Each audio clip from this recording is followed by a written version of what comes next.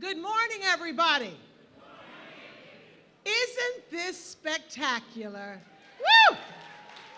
This is beautiful. I am Reverend Liz Walker from Roxbury Presbyterian Church, and on behalf of Mayor Marty Walsh and the Bolling family, I am honored to welcome you to this long-awaited and spectacular moment. In a community where we so often are defined by our challenges, it is exciting and so right to step up and define ourselves by our very best. And that is what this is today, not only this beautiful building, but the man it represents. Bruce Bolling, a son of Roxbury, who with his family did so much to improve Boston for all of Boston. Before we begin with our program this morning, I'd like to ask you to join me in a moment of silence to remember two other very special people, Senator Edward Brooke and Mary Ann Cataldo, a close friend of the Bolling family.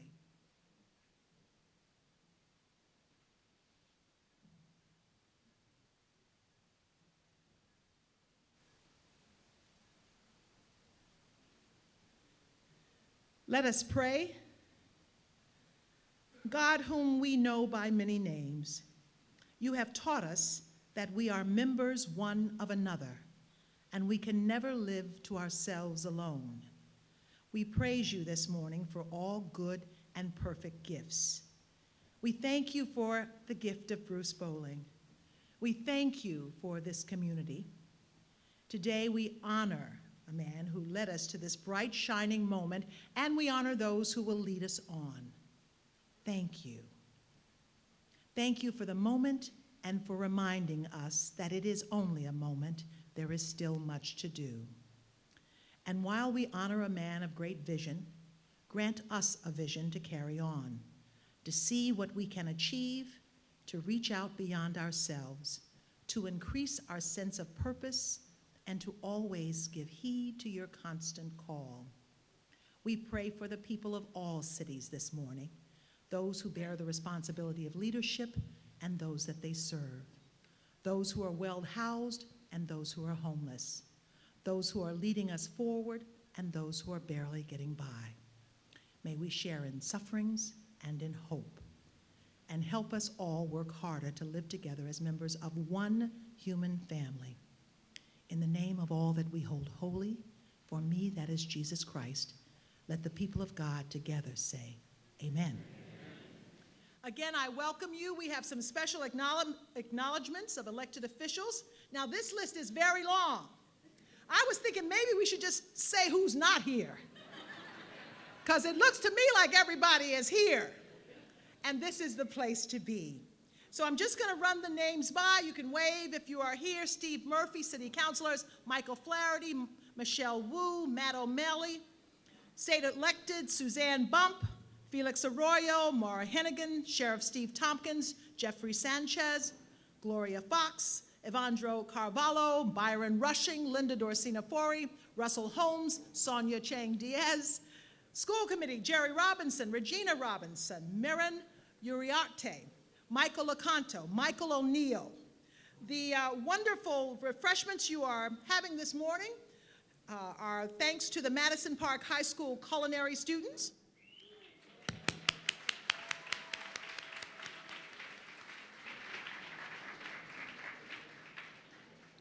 And Dudley Cafe provided the coffee, so we give them a big hand as well. The Bruce Bolling that I know would have looked around this beautiful space and say, I deserve this. And he does. Indeed, he does. It was a special honor to know Bruce Bolling. He cared deeply about this community, and he was willing to fight for it. But what I always liked most about Bruce was he had a twinkle in his eye. There was laughter there. He was having a good time. I think that was in his DNA. I'd like now to introduce his siblings, Royal Bolling Jr. and Deborah Bolling.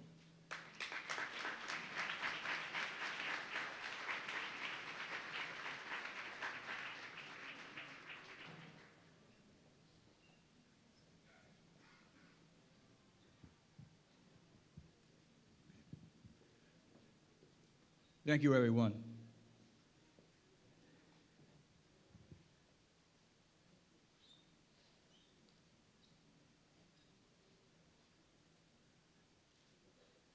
This building has been a part of the Bolling family for over 70 years. I remember my mother used to come to Dudley Station to go to a job in Watertown. And as for those who remember, or old enough to remember, the Dudley Station had two levels. There's a street level and a second level. And on the second level, in the Ferdinand's furniture, they had three large windows. And each window had a different scene.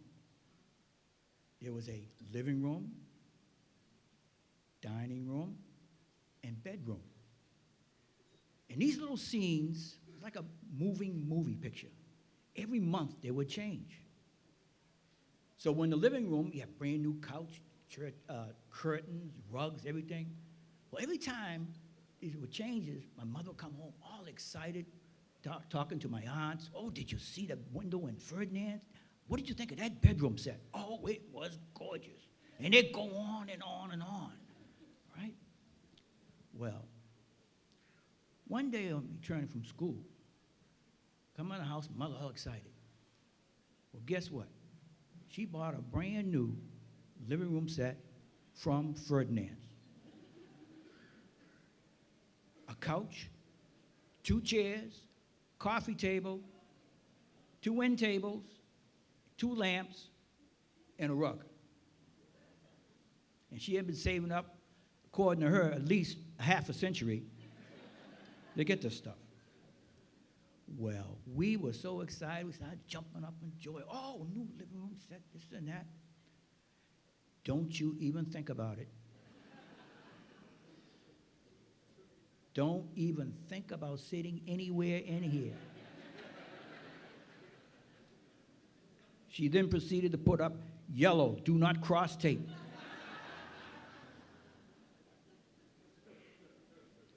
Another day on a return from school, walked in, no, couldn't walk in, we had to look. All the furniture was covered with clear plastic. It looked like someone had come in overnight and shrink wrapped the whole living room. She said, this is to protect the furniture, because you kids, when you grow up, you're going to get pieces of it. Give me a break, okay? If she had a way, she would have had Jersey barriers around the living room. But it just goes to show you the Ferdinand's, this building, new addition, was the heart and soul of Roxbury. It was something to aspire to. It was the center of Roxbury life. Over the years, since then, it's had its ups and downs. It's had its initiatives, its promises, and its disappointments. I know when I was in the legislature, I can't count the number of meetings we had around Dudley Station in general, or Ferdinand's in particular. Finally, we're at a point today where we can realize not only Bruce's dream, but dreams of many people who are not here today, and many people who are here today, all had one common goal, and that is to revitalize Dudley Station, and in particular, the Ferdinand's building. So it's a great sense of pleasure that I'm here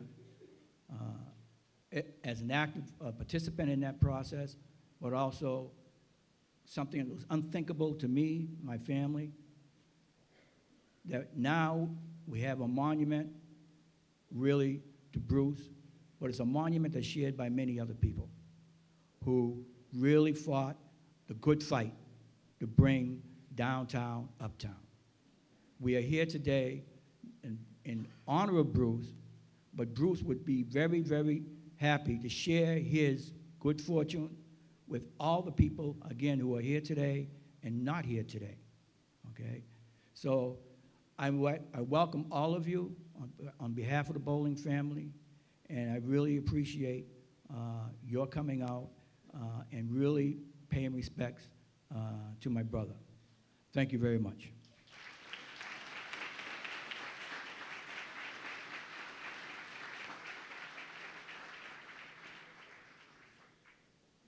Good morning. Bonjour. Welcome. Buenos dias. And last but not least, top of the morning. Madam Walker, we thank you graciously for your opening remarks.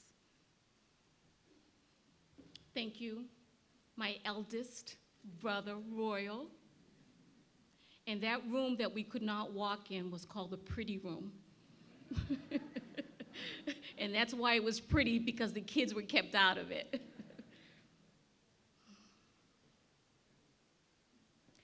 I'd like to acknowledge Mrs. Catherine White, wife of our late former mayor, Kevin H. White. Kevin White was one of the earliest supporters of Bruce as he began his elective office career. In fact, Bruce was considered affectionately as one of Kevin's 7.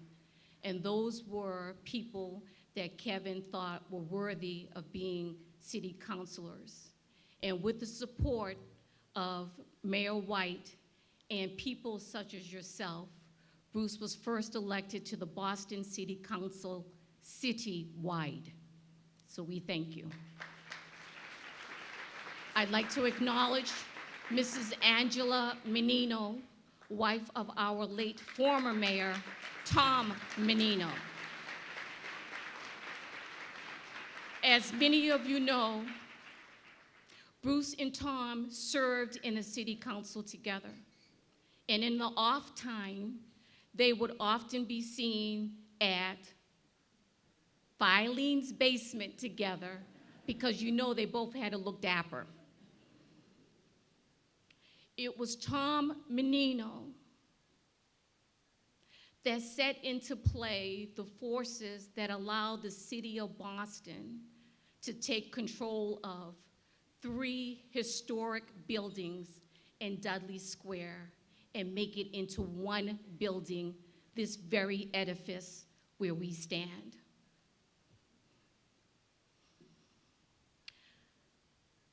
The White family and the Menino family will always, always have a very special place in the collective heart of the Bolling family.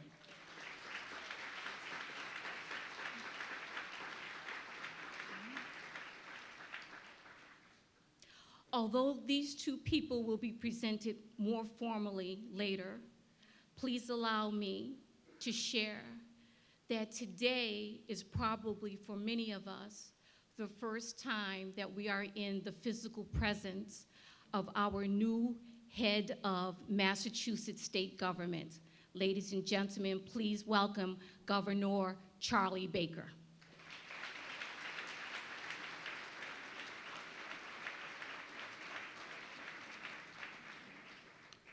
We very humbly and with all sincerity acknowledge the presence of our host and our mayor, Marty Walsh.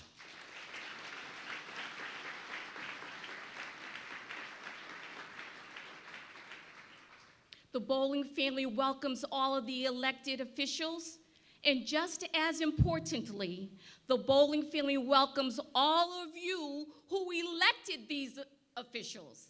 Thank you. Give yourself a round of applause. Thank you for being here. First, I want to share that Royal has allowed me to take some of his time, so I thank you. The girls in our family always talk more than the boys. Secondly, I'd like to share that in our family, my mother was called Mummy, and my father was called Daddy. Now that's Daddy, but with a different accent. It's not Dee-Dee, it's not Deardy, it's Daddy. One of my first memories of Bruce honing a political career was actually part of the family lore. I was too small, too little, I didn't remember. In 1959, my dad, Daddy, ran for state representative in wards 8, 9, and 12. And Royal, Bruce, and Blair worked so hard on the campaign. They were like 14, 13, and 12. And they would come home every day after school and help Dee go door to door, and they would fill envelopes and everything. They were so excited. Unfortunately, we lost that campaign. But that experience changed the Bolling political DNA forever. Because what we took away from that experience was not that we lost, but that every single vote counted and every single voter counted. 55 votes we lost by. And from that day to this day, anyone in my family, if we ever hear anyone say, my vote doesn't count, then you can trust they hear the story of Royal L. Bolling Sr. in 1959 running for office. So understand always that your vote counts and that we need to move ahead with that. Like most families, our kitchen was the center, the heart of our home. When you walked in the kitchen, there was the big people's table, there was the little people's table. On the big people's table, Deity, Mummy, Royal, Bruce, Blair, Diane, Rhonda, Thelma. At the little people's table, Richard, Carolyn, Debbie, Charlene, Andrea, Lorraine. My dad, although he lost in 1959, in 1961 he ran, and that began the beginning of the Bolling political legacy. My father would come home and my mother would say, well, Royal, why did you sponsor this particular bill? And my father would begin to discuss why he sponsored the particular bill. And then Mummy would turn to Little Royal and say, Little Royal, what do you think about this? Bruce, what do you think about this? Blair, stop making funny faces because you're going to have to answer next. This was my parents taking the time and effort to nurture their 12 children so that not only they were good citizens, but they were good public servants in whatever they do. You will see, as many people will speak after me, that the awards that will be said, equality, economic empowerment, inclusion, level playing field, employment, all of these things happened in Bruce's political life, but more importantly, they started in his home life. We love you, Bruce. We miss you so. These people, Bruce, have come here out of their busy schedules to honor the work that you have done for Roxbury. Roxbury has always held a special place in Bruce's heart, even though he represented all of Boston. And there have been times when others would see us, but not really see us. That others would hear us, but not really listen to what we were saying. Bruce always saw us. Bruce always heard our voice. Bruce always loved us. On behalf of the Bolling family, I thank you so much, and from the bottom of our heart, for being here. It is with the spirit of Mummy and Deity that I now say, precious, beloved son, job well done. Job well done.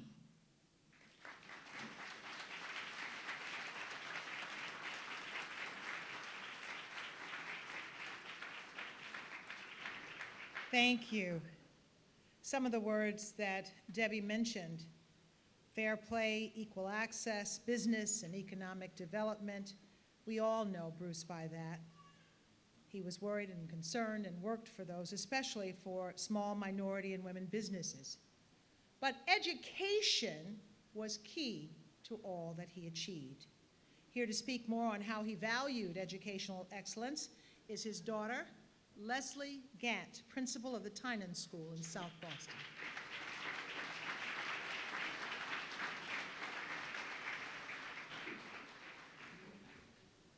Good morning. So first, I'd like to take this opportunity, and I know this has been said before, but to thank the mayor, because without his support, this building would not be named after my father. So thank you, Mr. Mayor.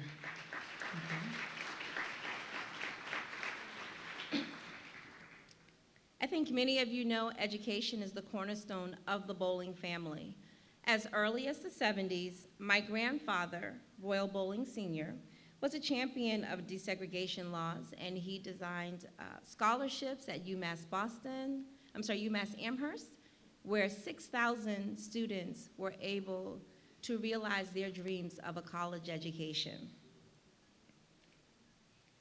My grandmother also pushed for all 12 children, but especially for her 8 daughters, to also make sure that they realized the dream of a college education. Based on this information, I think it is clear that education is, and the value of it is clearly in our genes. This is evident in the accomplishments of my father's children. There are 3 of us. My youngest brother, Bruce, is currently in school at UMass Dartmouth, doing very well. I am a principal in Boston Public Schools. I will begin year 25 in September, right? Thank you. So I'm a little bit older than you realize, I think.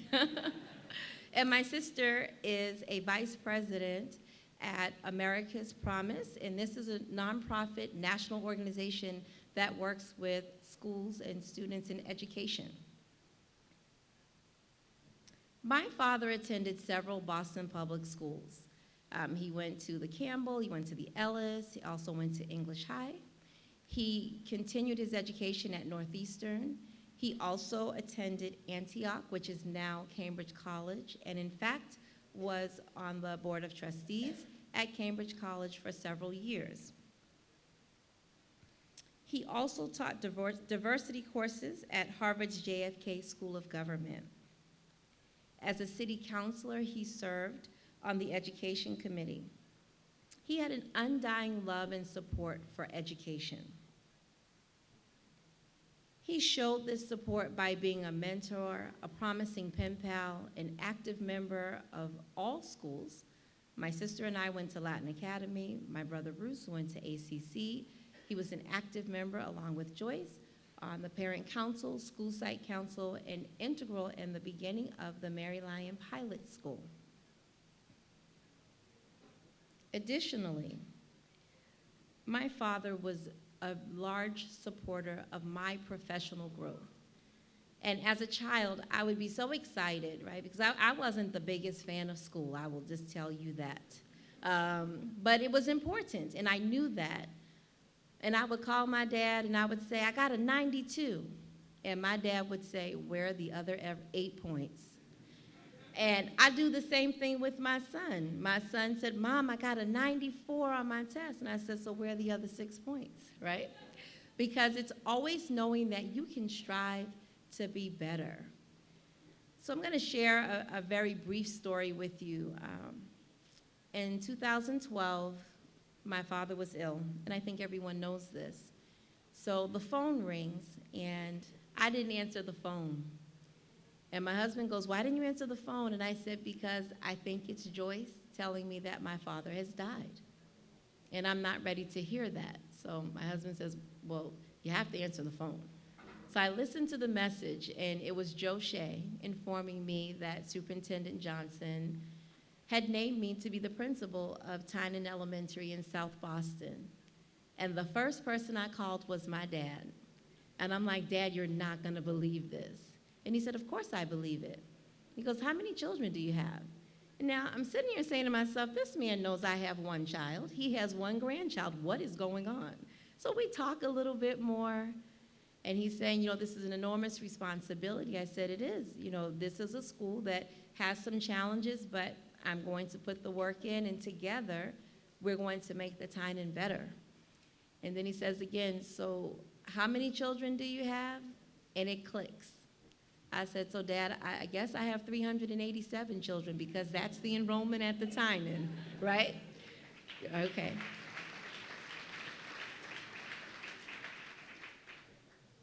Education was always in the heart of every conversation. He'd ask me, how's Robert doing? And I'd say, he's doing well. Well, what are his grades like? And so we'd go into that piece. And we would talk, and he'd ask me, how are things at school? And what is your plan? And so we'd have these conversations. And he was always, to me, that ear that could help me to refocus. If I had an idea, I'd always ask him, what did he think? And he was very vocal, even up until his last days, around what needed to happen for Boston Public Schools to be great. He said, they're good, but they can be great, and you have a responsibility. And I take that responsibility very seriously. I think it is fitting, based on what we know about my father and his commitment to education, that this building is named after him. So to have the headquarters for Boston Public Schools named after Bruce Carlton Bolling is an honor, and it is something that I think will be a legacy for everyone who comes here, because it speaks volumes about what he believed about our school, our schools in Boston, and the greatness that is awaiting us. Thank you.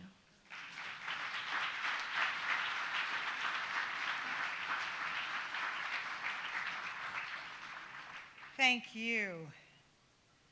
Joyce Faribault Bolling is a media and political strategist named one of the top 100 influencers in Massachusetts. She knows everybody. Whenever you want to know what to do, she knows how to do it. And I consider her a good personal friend. She matches her late husband with passion and compassion for this community. She loves it, and she is willing to fight for it. Ladies and gentlemen, Joyce Faribault Bolling.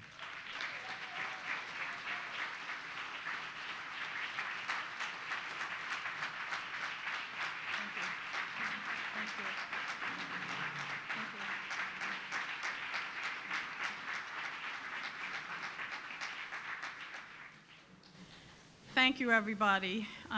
Boy, it's wonderful to see many of Bruce's employees who are now running major operations in the city, all the city councilors who served with him or whose parents served with my father-in-law and with Royal.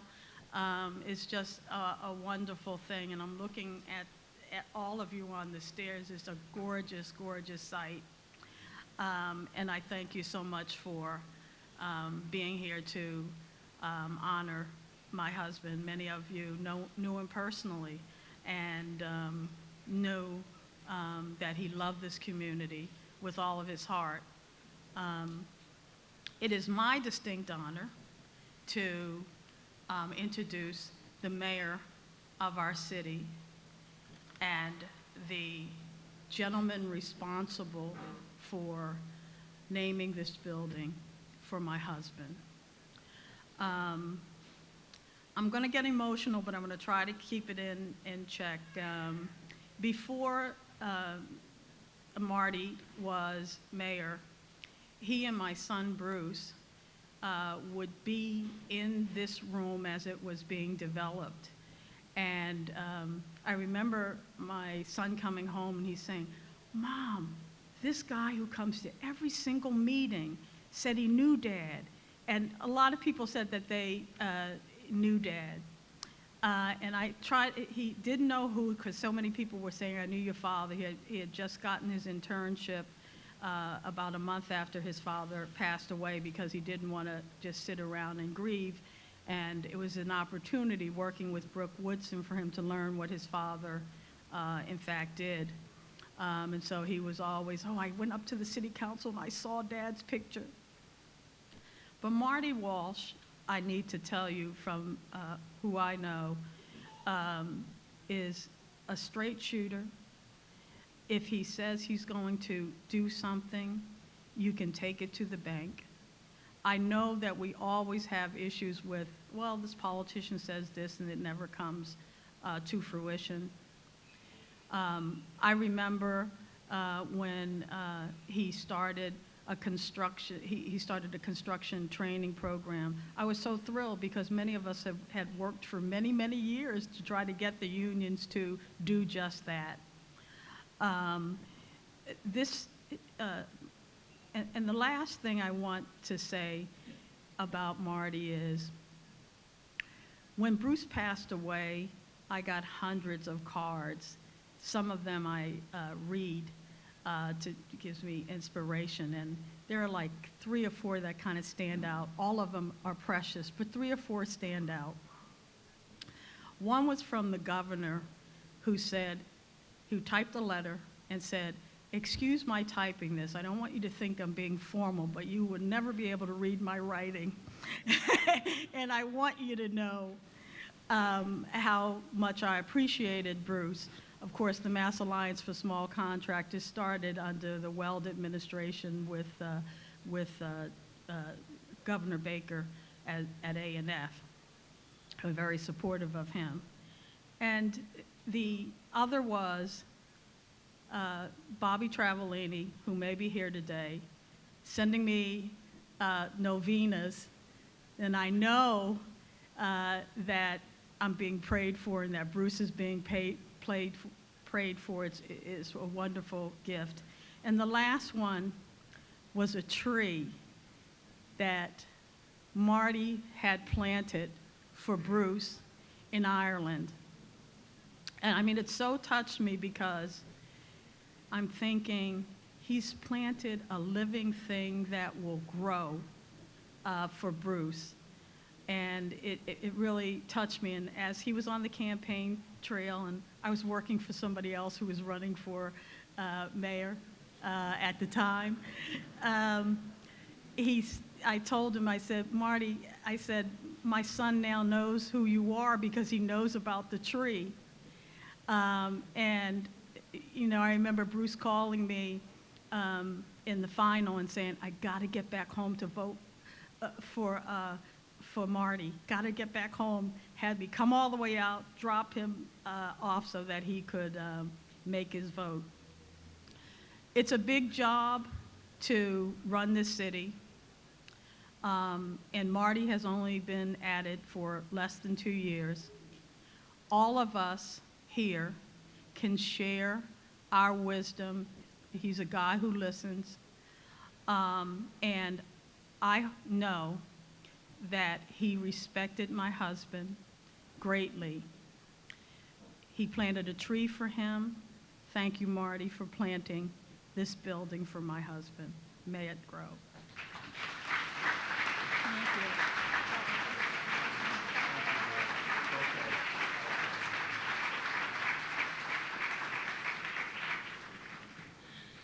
Thank you, Joyce, and thank you for that introduction. I want to thank all the Bolling family that's here today as well, Bruce and all the kids and all the extended relatives. It's kind of like a Walsh family. It just keeps going and going and going.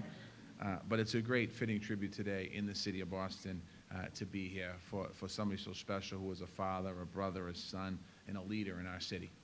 And it's a great honor. I want to thank Angela Menino, who's here today as well, and the Menino family.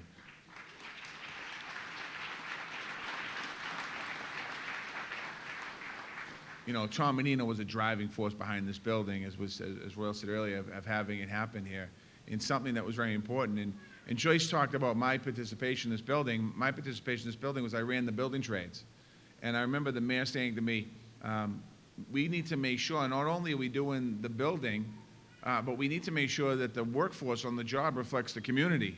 And that's why I was here as the head of the building trades. And our program, Building Pathways, this is one of the first jobs that we gave so many young people, people of color, the opportunity to get into the building trades that worked on this particular project, but have gone on to work on other projects around the city of Boston and around the Commonwealth. And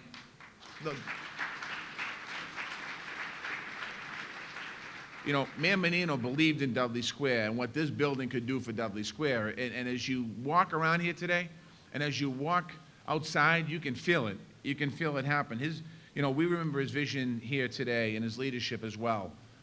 So I want to thank Angela Menino and the whole Menino family. I also want to, they're going to be recognized. The governor is here today. I want to thank Governor Baker, Congressman Capuano. There are so many elected officials. I can't start naming them. But we have the Boston City Council, led by its president, Billy Linehan.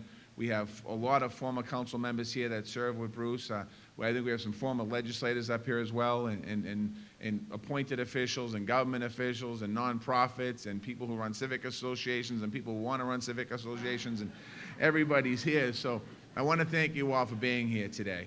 I want to thank Superintendent McDonough, who's here with us from the Boston Public Schools, who's here with us today.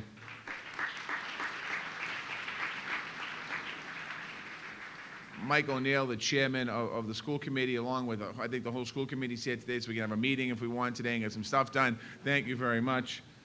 We have counselors from other parts of the Commonwealth as well, from Cambridge and other places. And I just want to thank you all for being here today, and all the reverends, in particular Liz Walker and Reverend Culpepper. Thank you very much. And that's not a slight to anyone else in the room. I apologize. If we start naming everyone, we'll be here for 3 days. And you know, this building is designed and dedicated to spreading opportunity and connecting community. And that's what's incredible about this building. In other words, it's a fitting tribute to Bruce Bolling. You know, he was a true public servant. He fought for housing, economic development, education, the themes of what we're talking about here today. He believed no one should be left without having an opportunity at the American dream. And that's something that was very, very important to him. He dedicated his career to making a promise a reality.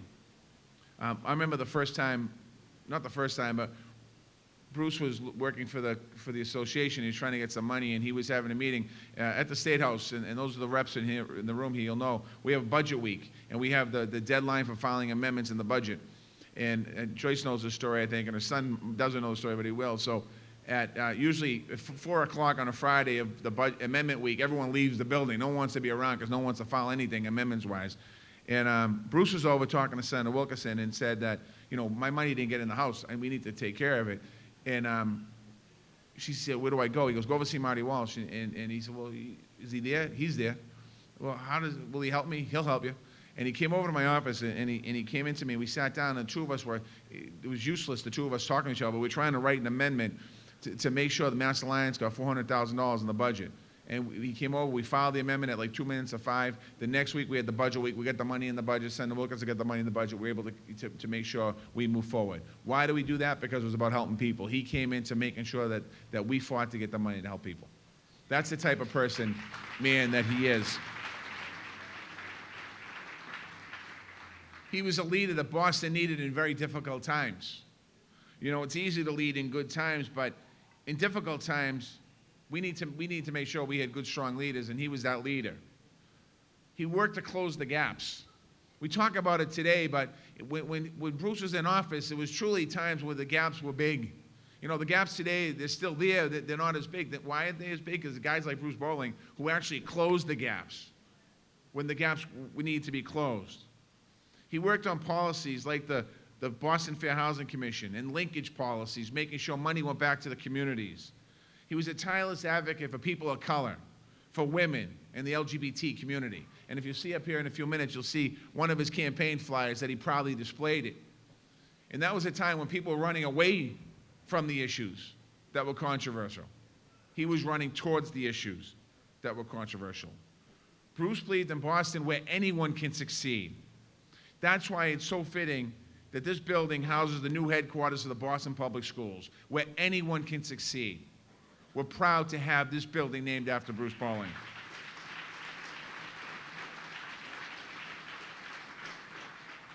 Many decisions will be made in this building over the course of the next 10, 20, 30, 40 years about educational opportunities for our young people and for our community in this very building.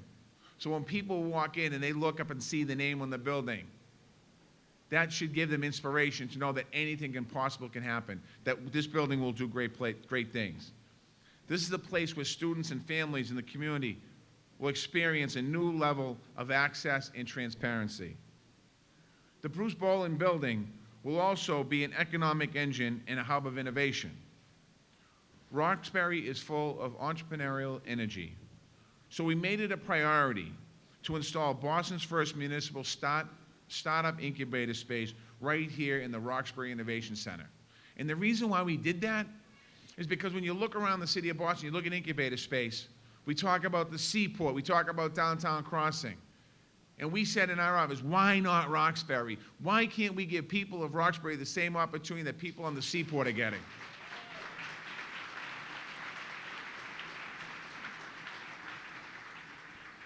It's the newest hub of innovation, the ecosystem that is transforming Greater Boston and the workforce throughout the city of Boston. You can see it in the design. This is no ordinary municipal building. This building is a true landmark for our city. It will activate the surrounding streets, and with new retail and commercial space, it will encourage continued investment in this neighborhood. The Bruce Bolling Building will help unlock the potential of Dudley Square. Royal spoke about the potential of Dudley Square and talking when his mother came by and got the furniture, and I started laughing because my mother did the same thing. Tito's mother did the same thing. Russell's mother did the same thing, and that brought me back to my house. But this neighborhood is something that, a neighborhood that residents believe in. It's something that Bruce Bolling believed in. This building's a symbolism of neighborhood revitalization for a thriving and healthy and innovative Boston. Bruce's leadership left a lasting impact on Dudley Square, on Roxbury, and in the entire city of Boston. And his legacy serves as an inspiration for all of us who continue to work in serving the people of Boston. I'm looking forward to coming back at the end of the month for the grand opening of this building. But I want to thank the Bolling family for your decades of service to this community and to the city of Boston. We know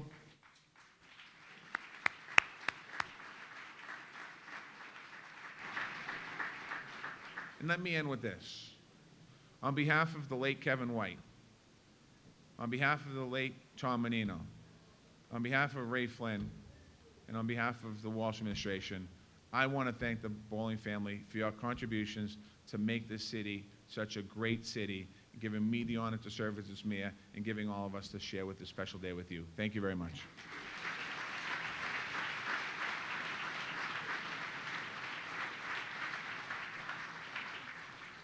Thank you, Mr. Mayor. As the mayor said, this family is a big family, an active family, a dynamic family. And so now I'd like to introduce to you Bruce's cousin, Mark Bolling, who's going to make a special introduction.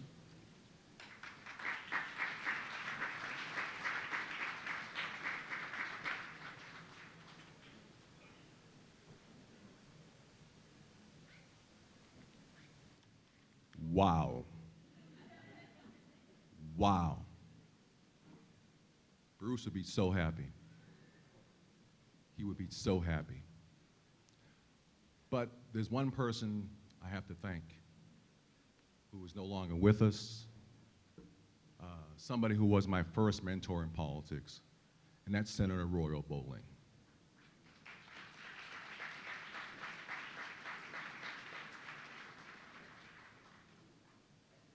Without him, there would be no Bruce Bolling.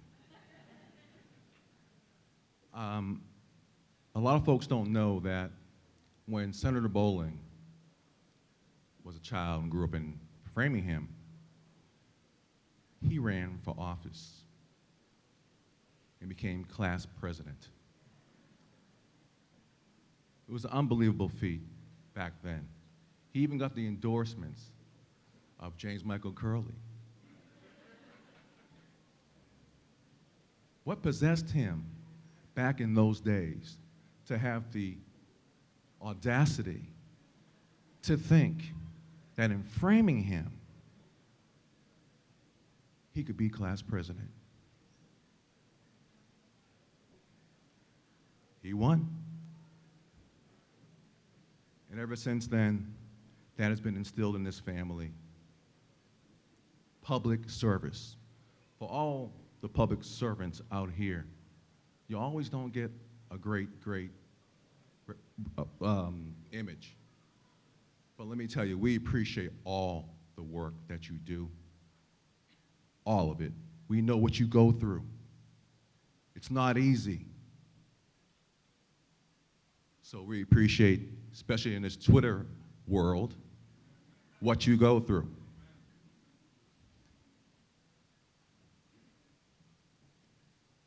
Bruce was passionate. He was a change agent. He was a civil rights leader. When you go by this building, think about civil rights, because it's about civil rights. It's about fighting for you. And that's what he did. And that's what we will continue to do. We haven't ended. We've only just begun. Bruce thought about legacy. He thought about legacy after both his parents had passed away about 10 years ago. I had a function at my house. And Bruce broke down and told me, "Mark, thanks for getting everybody together here."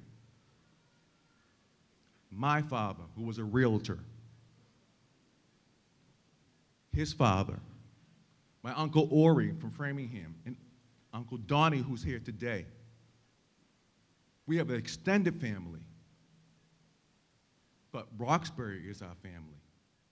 You don't have to have the last name of Bolling to be our family.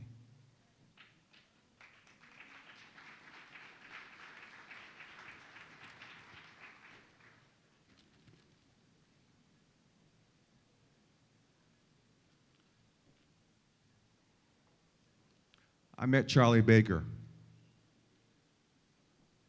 24 years ago. I used to see him in the morning driving in, parking his car, double parking sometimes, and running and getting a cup of coffee at Capital Coffee. His attitude, you could see it back then, was we're going to change the world.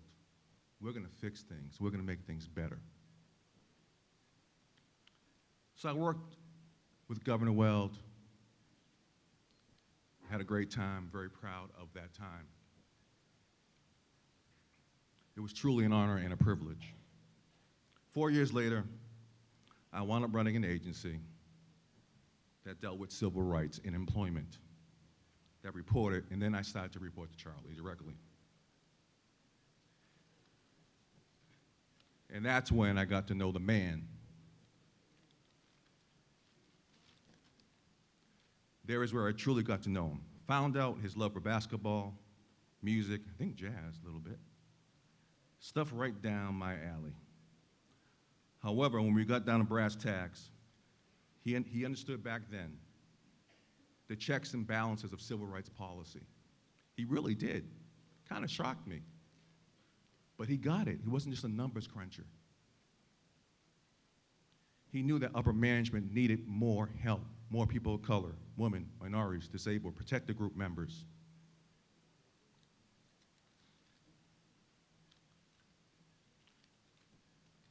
He walked it, he talked it.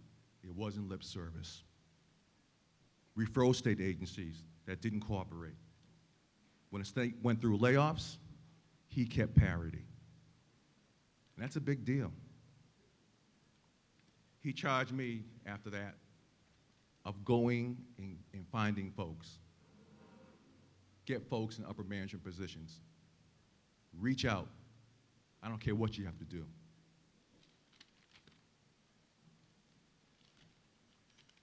So now, all of you are seeing what I've always known. What I've always known about this man. Forget the party affiliation. He's a good man.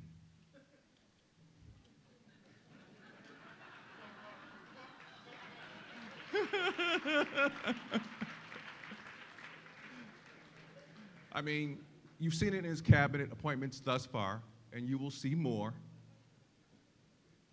His schedule, from what I've seen, has been mainly spent in this community or nearby areas. He's been campaigning here, but he's staying here, was a campaign promise. And it's not just strategy.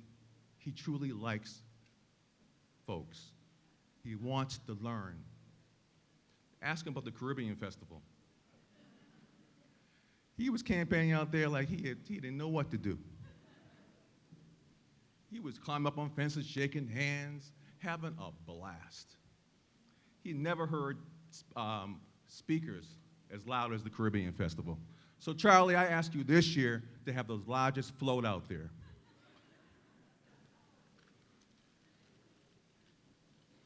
So public service, it's in his core. He's about helping people of all backgrounds. He's curious, bright, and he cares. And that is why it gives me great privilege and honor to introduce my fellow state worker back then and colleague from the past, and now the ultimate state worker, the Governor of the Commonwealth, Charlie Baker.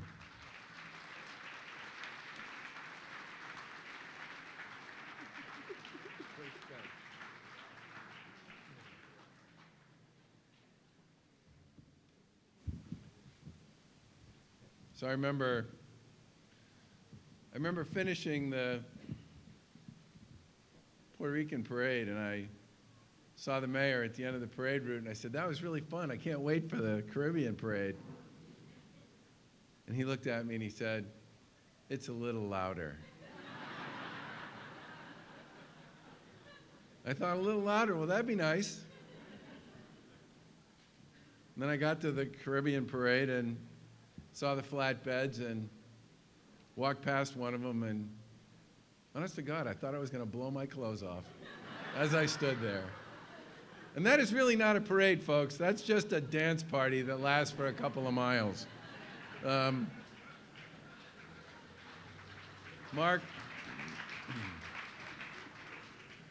thank you very much for being here today, and thank you very much for saying that I'm a good man despite my party affiliation.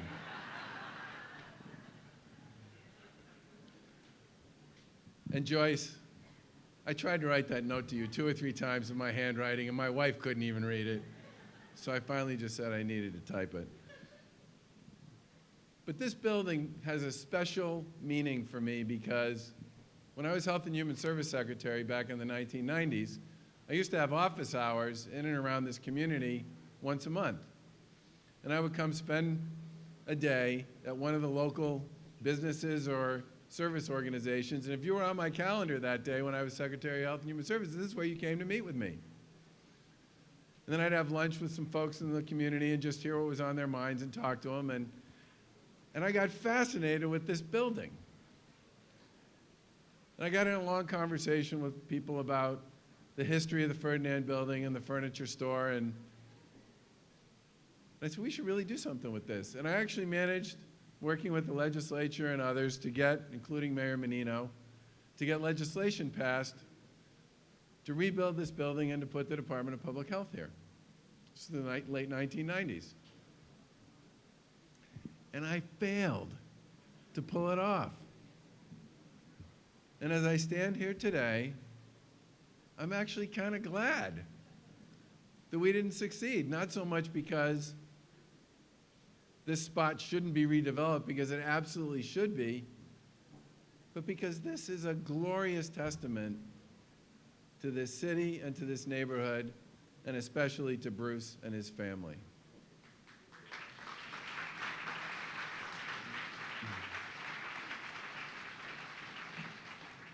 Now, Joyce, this is a proclamation which proclaims today as Bruce Carlton Bowling Day in the Commonwealth of Mass.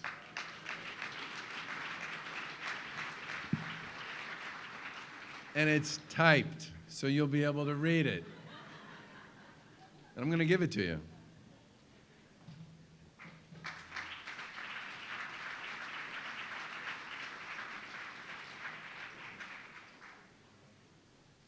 And I don't need to say a lot of the things that have already been said here, but I do want to speak to the fact that when Bruce was elected to the City Council in 1981, he was only the second African American to be elected citywide, and when he became the City Council President in 1986, he was the first African American to serve in that role.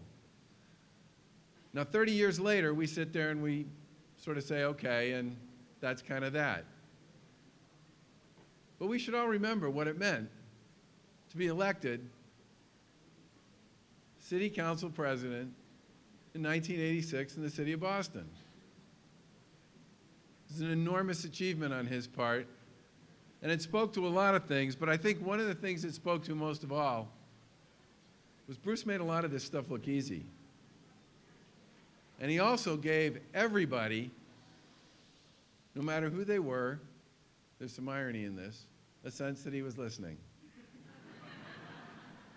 Whoever they were, wherever they were from, whatever they were talking about, he truly was one of those people that didn't matter where you were from or what part of the city you were from or what you were interested in.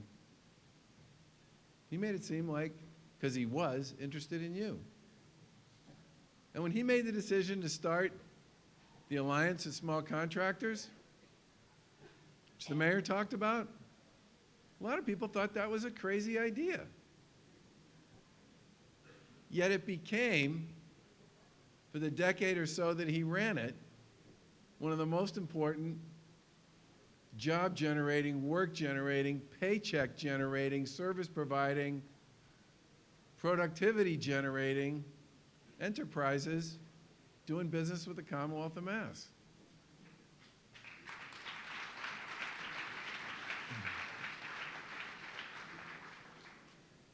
Bruce was one of those people who knew how to think big and play small. And in city politics especially, that really matters. And I can't think of a better tribute for him and his family than to have this building in the heart of Roxbury with such a glorious history and reputation standing here as a testament to his commitment to the city, to this neighborhood, and to public education in the city of Boston. And I am honored and thrilled to be here to be part of this celebration today. Thank you very much.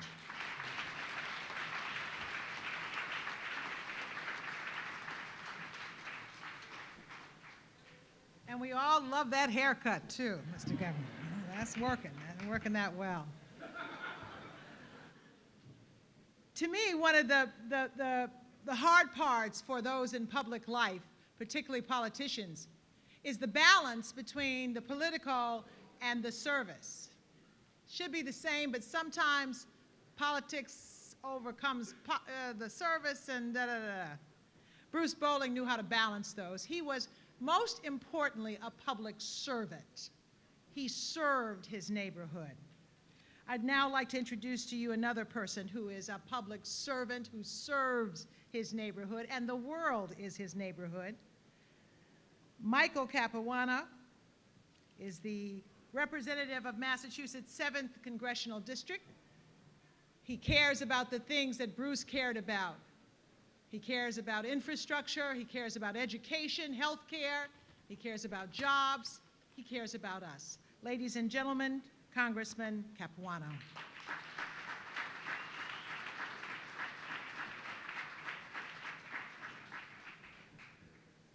Little Royal? I don't think I'm going to let that one go for a while. There are a lot of people here that knew Bruce better than I did. I knew him a little bit. I was a city councilor in Somerville when he was a city councilor here.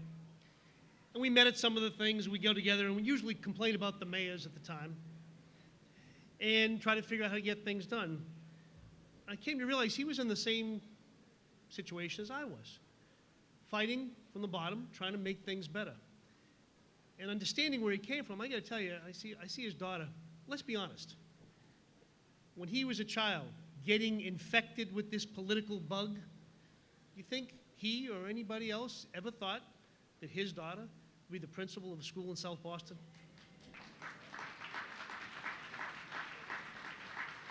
And I say that as a good thing. We all know there's work to do, but we all need to recognize that a lot of work has been done. And been done by people like Bruce, and the entire Bolling family and many, many others. And it's good that we're here today to recognize what has been done and what's to come.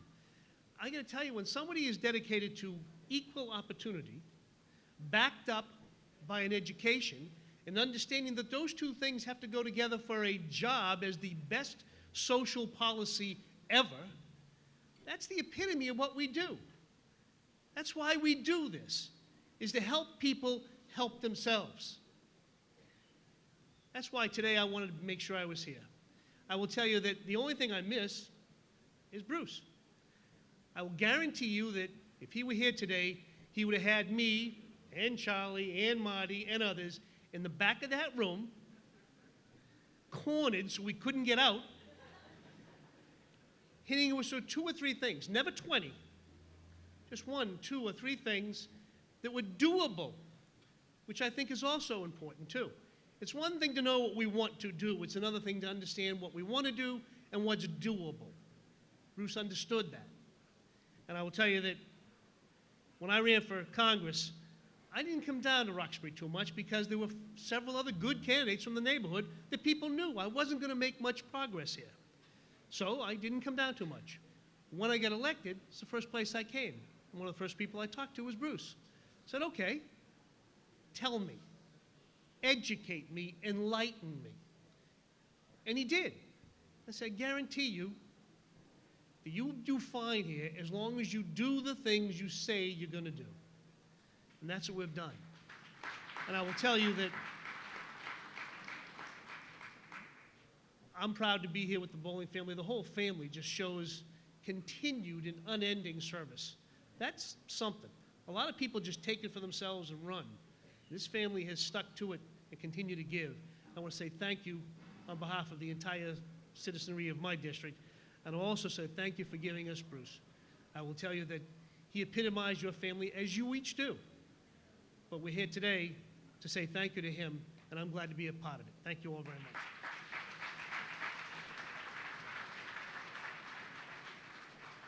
So as you have heard, Bruce Bolling had many accomplishments.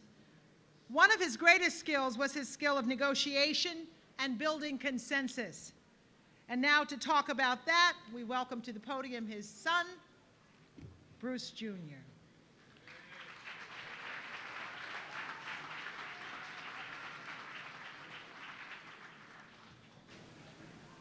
Okay, everyone, you have to bear with me. I'm kind of nervous a little bit, so, all right. Good morning, everyone. My name is Bruce. Oh, oops, sorry about that. Well, my name is Bruce Bolling Jr., and I want to again thank Mayor Marty Walsh for honoring my father by naming this beautiful building for him. So everyone, give him a round of applause. Thank you so much. I know you're smiling down on us. My family and I would also like to single out Councilor Anna Presley for her everlasting support in helping get this building named after my father, too. So everyone, round of applause for her as well. My dad always liked a good party if you ever party with my father, and he had some of the craziest dance moves if you ever partied with him before. And I know maybe he's not here in the physical form, but in spirit, I know he's definitely dancing around this building somewhere. So, my parents used to always give me an early birthday gift every year. And on April 9th, I would be 21. And if my father was alive on April 29th, he would have been 70. To me, this is my early birthday gift for both of us. This beautiful building and all these beautiful people here.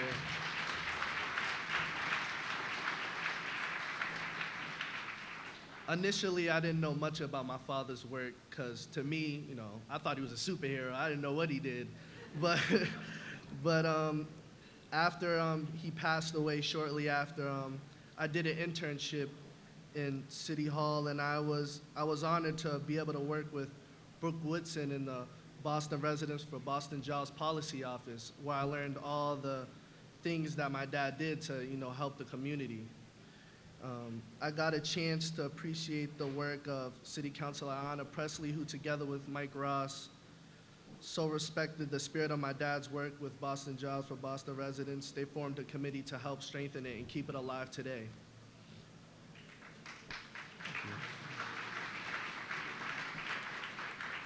It is my hope that we always support fairness and equality everywhere. And I learned that Councilor Tito Jackson occupies the same seat as my dad once did, which one day I'm going for it.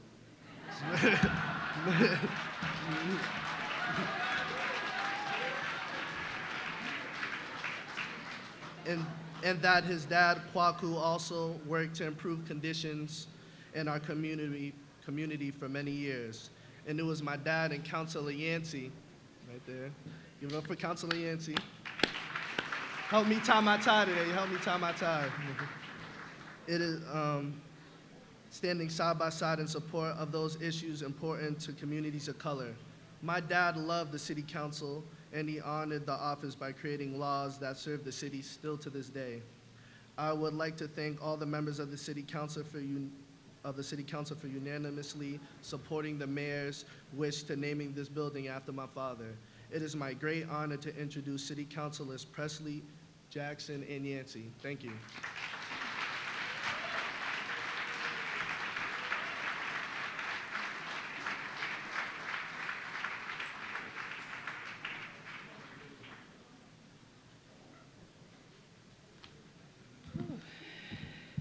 Well, good morning.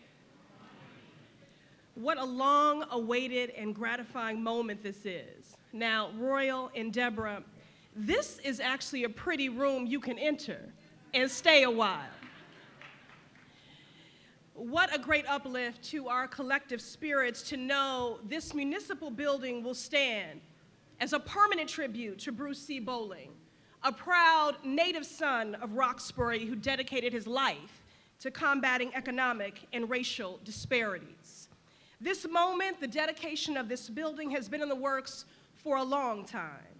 There were many starts and stops and 2 mayoral administrations involved. But at the end of the day, due to love and respect in the form of advocacy, collaboration, and leadership, we've come together at just the right time. A time of crossroads, growth, and revitalization for Dudley Square and Roxbury to celebrate a statesman, a trailblazer, a visionary, a son, a brother, a father, a husband, a doer. Like the ground for which this building is rooted, Bruce's impact is concrete and his legacy unyielding. There were 2 favorite Bruce Bolling campaign themes of mine. The first was "Rollin' with Bolin'," and the second is "Nothing counts like results." This phrase wasn't a talking point for Bruce. It wasn't just a slogan. He lived it. He proved it. Through the Boston Residents Jobs Policy, the Linkage Program and Neighborhood Housing Trust, the Neighborhood Jobs Trust, and the Fair Housing Commission. Bruce C. Bolling was a demonstration of pragmatic idealism through his thoughtful, progressive, and comprehensive legislative achievements. He was always pushing us to do more as a city in the name of fairness and justice. He was a living symbol, proof and reminder of what Roxbury has produced. Proof and reminder of what our Boston public schools have produced. Proof and reminder of the impact of sound policy and good government, and the impact that the Boston City Council can have in people's lives. I am proud to serve on the august body that Bruce served on and made so many great contributions to, and grateful to have had the privilege to be mentored by he and Joyce. Bruce and Joyce, partners in life and service to community, were there for me from the beginning, encouraging me, challenging me, prepping me for debates around their dining room table late into the night, similar to the tutelage he received around his own kitchen table growing up. Bruce was very generous with his time and his advice. I must admit, a lot of it was unsolicited, but it was good. We had deep talks about politics, service, and life. I didn't just listen to his words, I observed and learned from his example. As a tireless champion for fairness, inclusion, and equality, as a loving husband and father. Bruce's life was historic and symbolic, and so will this building be, both a reminder and a challenge. A challenge to carry on the work Bruce dedicated his life to, both in this building, in the neighborhood of Roxbury, and throughout the city of Boston. During this time where cynicism is great and civility is small. During this time when there is a shortage of empathy and civility, it feels good to celebrate a statesman like Bruce C. Bolling, a champion for equality, access, inclusion, and fairness long before it was trendy. I'm reminded of a column that Bruce authored for the Boston Globe, and the title of it was, "Fear and Disrespect Go Together. Let's Diminish Both." Certainly both have proven to be a barrier in the fight for equality, access, and inclusion. In the spirit of Bruce C. Bolling, let's do away with both of those. And may this building serve not only as a reminder, but as a challenge to continue the work that Bruce dedicated his life to. And now, I'll bring to the podium my dear friend and District 7 City Councilor, Tito Jackson. Let's hear it one more time for City Councilor at Large, Ayanna Presley, who is the first woman of color to actually serve on our body and definitely falls in that line of breaking down doors as Bruce Bolling did. I want to acknowledge the Council President, Councilor Bill Linehan, Sal LaMartina, Steve Murphy. You can clap for all those folks. Josh Sakem, Mark Siomo, Frank Baker, Michelle Wu, Matt O'Malley, and two people who voted on this building. Former City Councilor at Large Felix Arroyo, and also Mike Ross. And I would also like to acknowledge former Senator Diane Wilkerson, who was in the House, and my predecessor, Councilor Chuck Turner. Let's give it up for him also. I think it's significant that we honor today our past in honoring also Ken Guscott and the Guscott family, the former owners of this building. I think it's important that we honor the man who was bold enough, bad enough, and stubborn enough to actually get the money to get this thing going. Let's give it up for our former mayor, Mayor Tom Menino, and Angela Menino and the family that's here. I think it's also significant, and I know the Bolling family wouldn't be here if this building didn't meet the Boston residents' job policy. They would not allow this building to be named after him if this building, over $100 million building, was not over 45% resident, over 48% people of color, and nearly 10% women who worked on this beautiful building right here in Uptown Roxbury. And we want to give it up to Tom Gomat from Shawmut Construction for the work that they did to make that happen, Tom Leahy from Property and Construction, Clyde Thomas.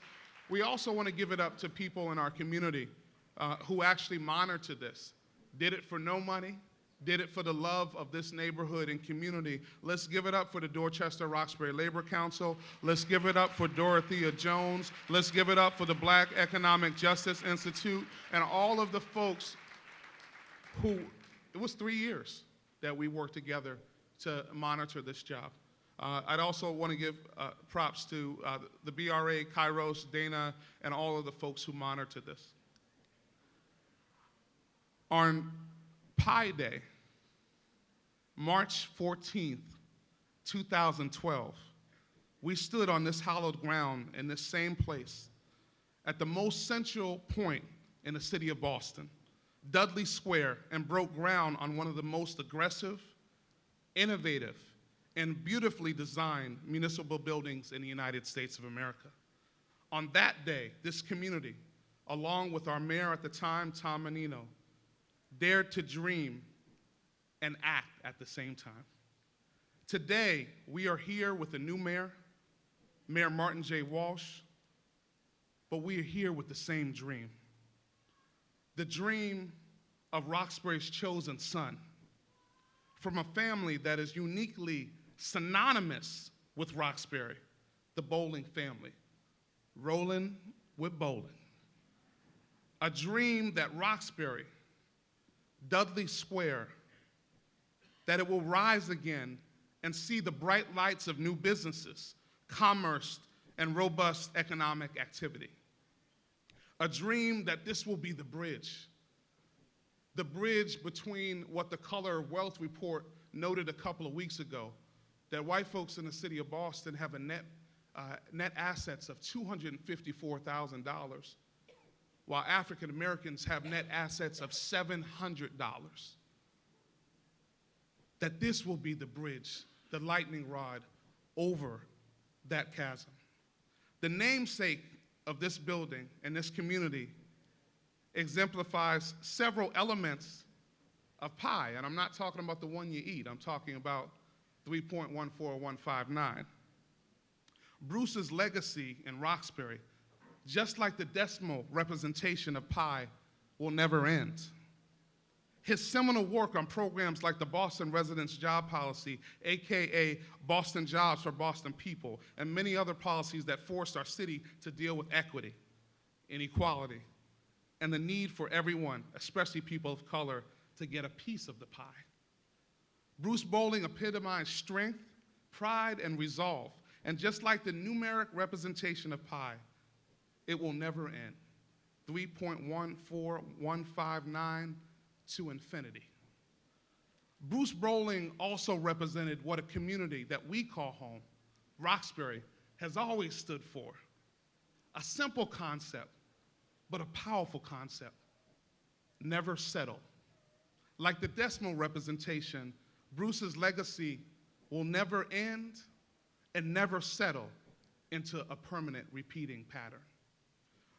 Bruce Bolling possessed an indomitable spirit that, like pi, it is impossible to solve the ancient challenge from Archimedes to today of squaring the circle with a compass or a straight edge.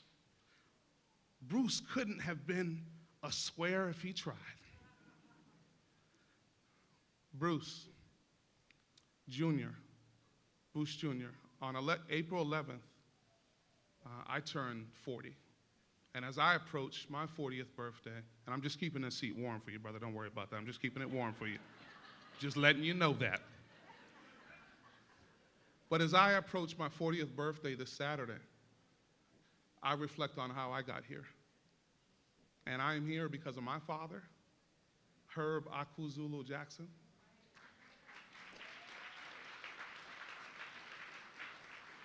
And his legacy, but I'm also here because of your father. Because in 1983, I was 8 years old when I met Bruce Bolling, and he was first elected as District 7 Boston City Councilor.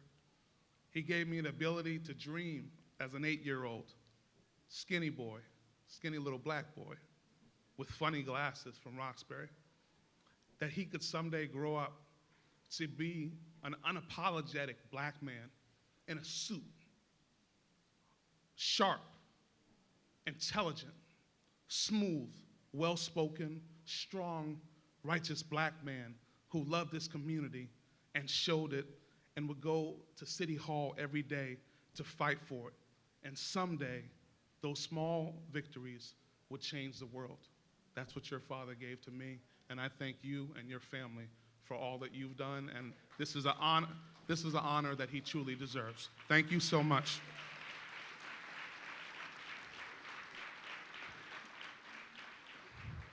I'd like to introduce someone who we all know and love, the dean of the Boston City Council. My mom worked on his first campaign in 1978, and I still think she sends him more money than me. But let's give it up for Councilor Charles Yancey.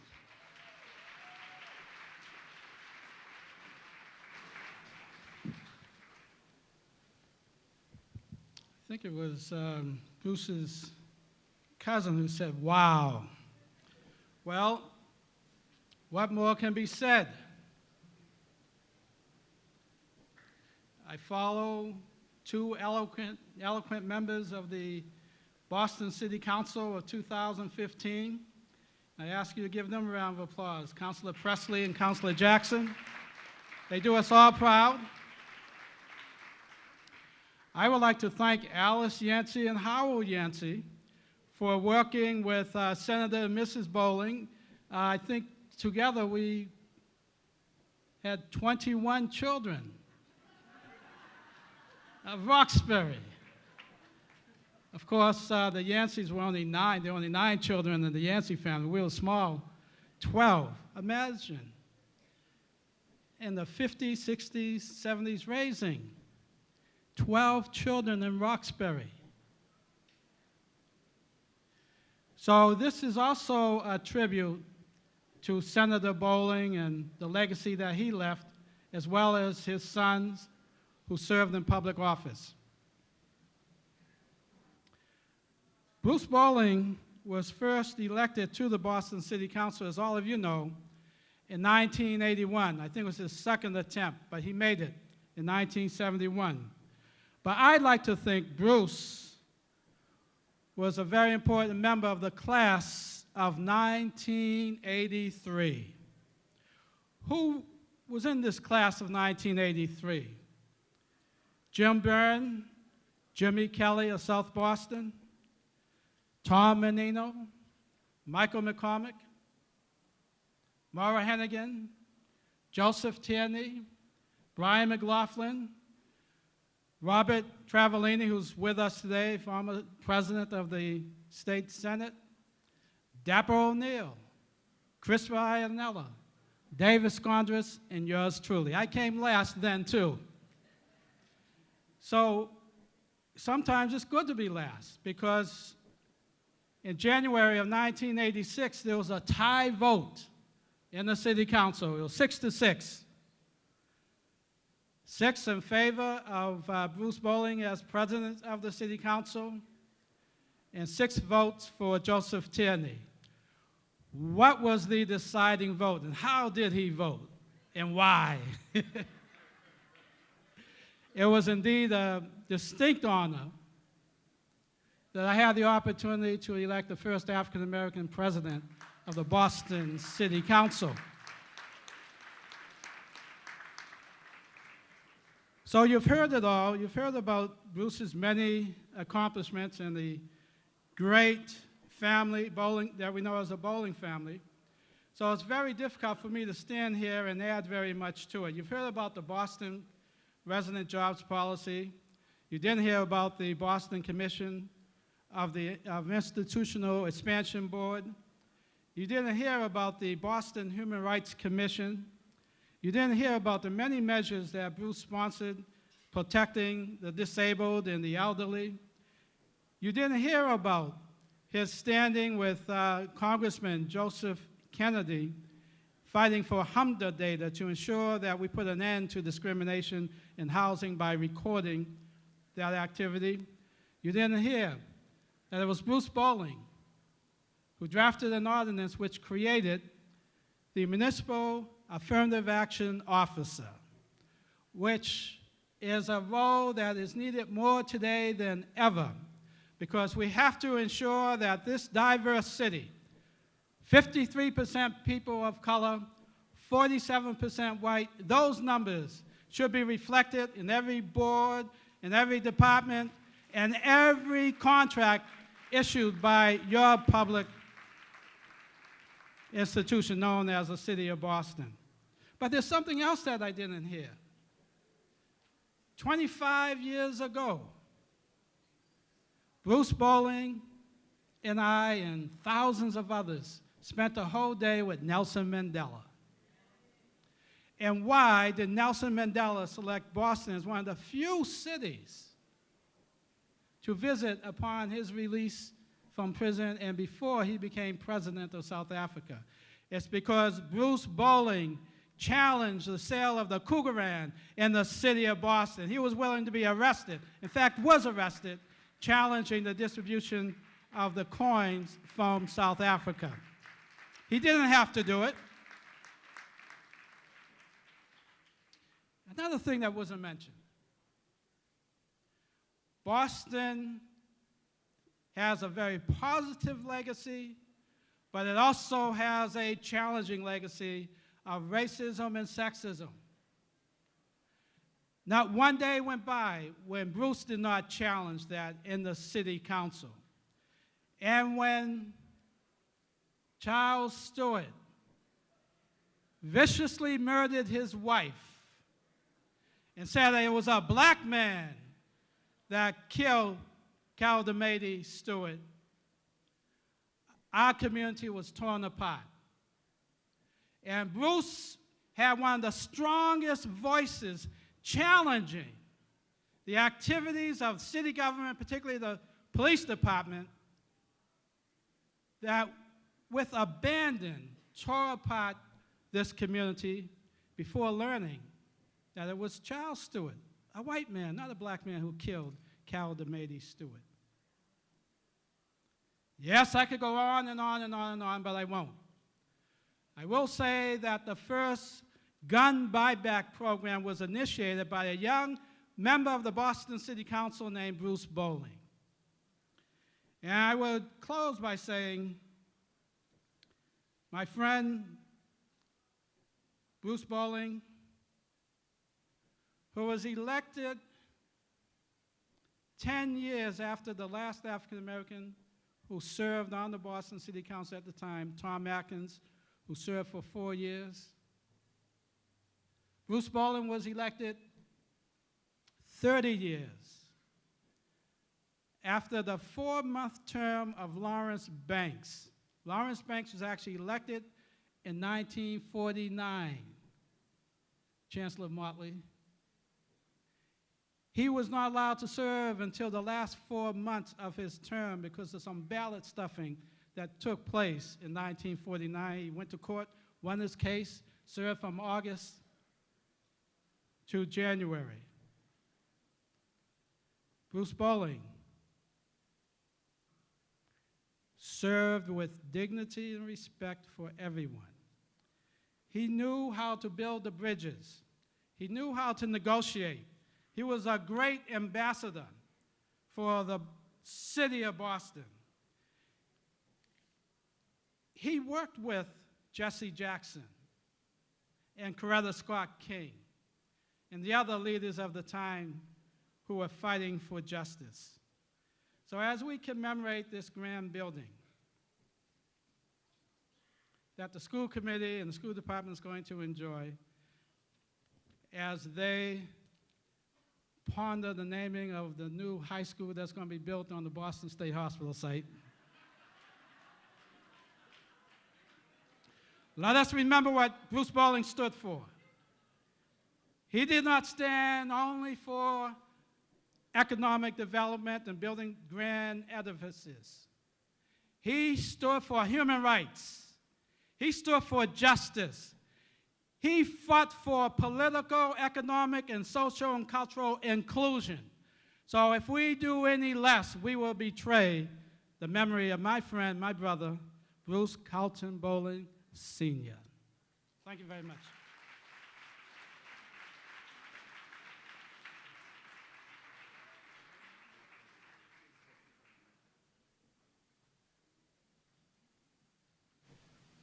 I would like to now ask the Bolling family if they'd come up to the front to unveil the plaque.